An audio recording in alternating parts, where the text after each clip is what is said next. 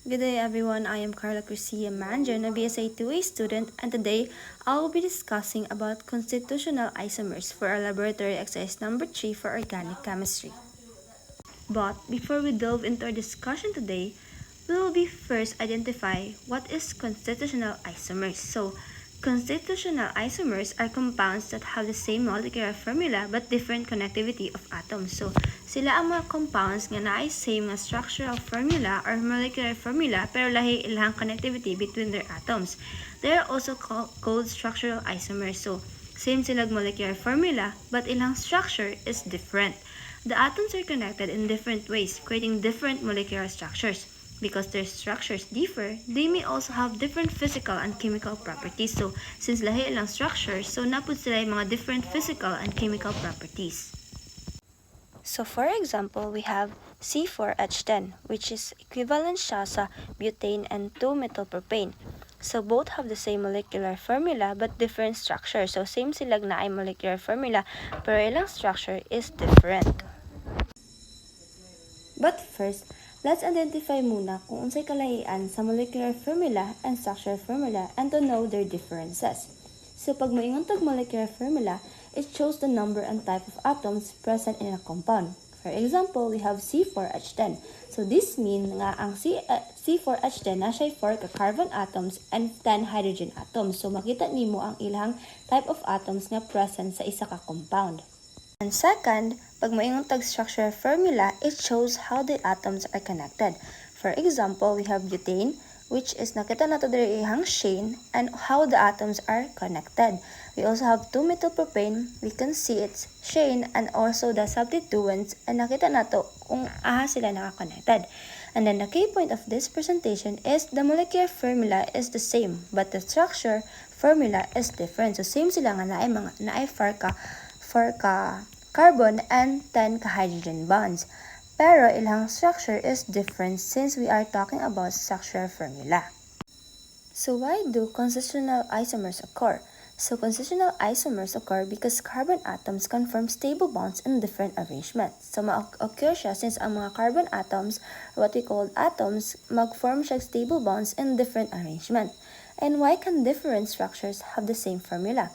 Because carbon can form 4 bond covalent bonds, bound with other carbon atoms, can also form straight chains and can also form branch chains, connected to different functional groups. As the number of carbon atoms increases, the number of possible arrangement also increases. So therefore, one molecular formula can represent several different compounds. So in this slide, we will be showing you the constitutional isomers of C4H10. So number 1 is butane. So nakita ninyo nga na siya straight chain structure lang siya and also have 4 carbon atoms nga connected continuously. Well, ang number 2 is 2-methylpropane. Makita ninyo nga na siya branch structure as you can see sa kanang close and open parenthesis. And also have 3 carbon main chain with 1 methyl branch. So dili continuously ilang connectivity. Both compounds have the molecular formula C4H10, but the carbon atoms have different connectivity.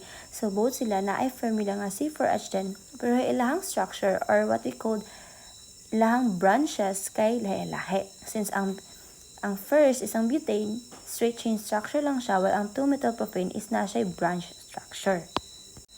And another example is the constitutional isomers of C5H12 or what we call pentane. So there are 3 constitutional isomers of C5H12. So we have pentane, which is a straight chain structure lang siya, and then we also have 2-methylbutane, which is a branch chain structure, and also we also have the 2,2-dimethylpropane, which is a highly branched structure na siya. All 3 have the same molecular formula, C5H12, but differ in their carbon skeleton or their structure. Next is we have the 5 isomers of hexane or the constitutional isomers of C6H14. So hexane has 5 constitutional isomers. We have hexane, number 2 is 2-methylpentane, number 3 is 3-methylpentane, and number 4 is 2,2-dimethylbutane, and number 5 is 2,3-dimethylbutane. So same lang sila mga kanang molecular formula but different sila when it comes sa structural formula. So we have the K observation. As the number of carbon atoms increases, more possible structural arrangement became possible. We have C4H10 which have 2 isomers, C5H12 has 3 isomers, and C6H24 have 5 isomers. So we have here the longest carbon chain, or identifying the longest carbon chain. So the longest continuous chain of carbon atom is called the parent chain. So kung sa itong pinaka-longest nga chain is what we call parent chain. Nganong importante siya, or why is it important? The longest carbon chain help us determine the base name of the compound, identify the correct IUPAC name, and locate branches or substituents. So kung unsa tong pinakataas nga chain within your atom carbon, then mo to ang ginatawag natong parent chain. So for example, for a branch alkane, do not simply count all carbon atoms in a straight line.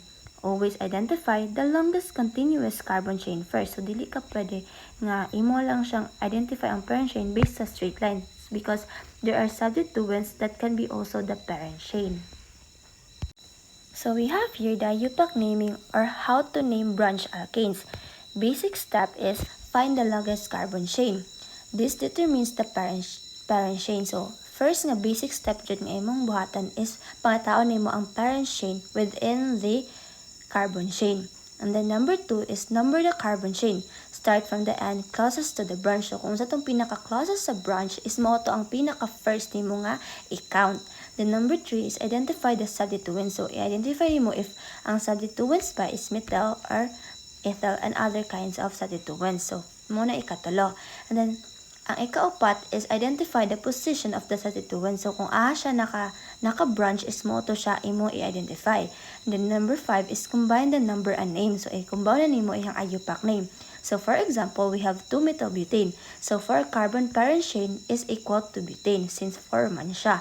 And then ang kanang naka-substituent na group is what we called the methyl. And then ang iyang position or ang iyang gibranchan is mo ang carbon 2. So that is mo siyang gitawag nga 2-methylbutane. So physical and chemical properties. How does structure affect properties? So constitutional isomers can have different boiling points, melting points, densities, solubilities, and chemical reactivities. So example, straight chain and branch chain alkanes may have different boiling points because their molecular shapes affect how strongly their moleculars interact. Key point is that a change in molecular structure can result in a change in physical and chemical properties. So if unsay change sa molecular structure, then ma-change pod ang physical and chemical properties. So importance in agriculture and organic chemistry. Why are constitutional isomers important? In organic chemistry, it helps explain the relationship between molecular structure and properties.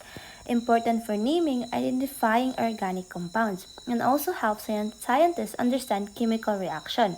Then when it comes to agriculture, constitutional isomerism is relevant to pesticide and herbicides, plant growth regulators, agricultural chemicals, and animal health products, and lastly, organic compounds found in plants.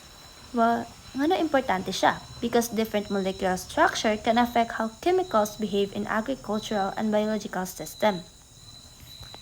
So, in summary, or the key takeaways of this topic is that constitutional isomers have the same molecular formula but differ in their structural formula. They have different atom connectivity. Carbon can form different straight and branch structure. Butane or C4H10 has 2 constitutional isomers. Pentane or C5H12 has 3 constitutional isomers. Hexane C6H14 has 5 constitutional isomers. So the longest carbon chain is important when naming organic compounds because we can identify the parent chain. And also different structure can result in different physical and chemical properties. So we have here the comparison of examples. So the number of constitutional isomers per molecular formula. We have the compound butane which has 2 isomers, the compound pentane has 3 isomers, and the hexane has 5 isomers. So what do we observe? As the number of carbon atoms increases, the number of possible isomers or constitutional isomers generally also increases.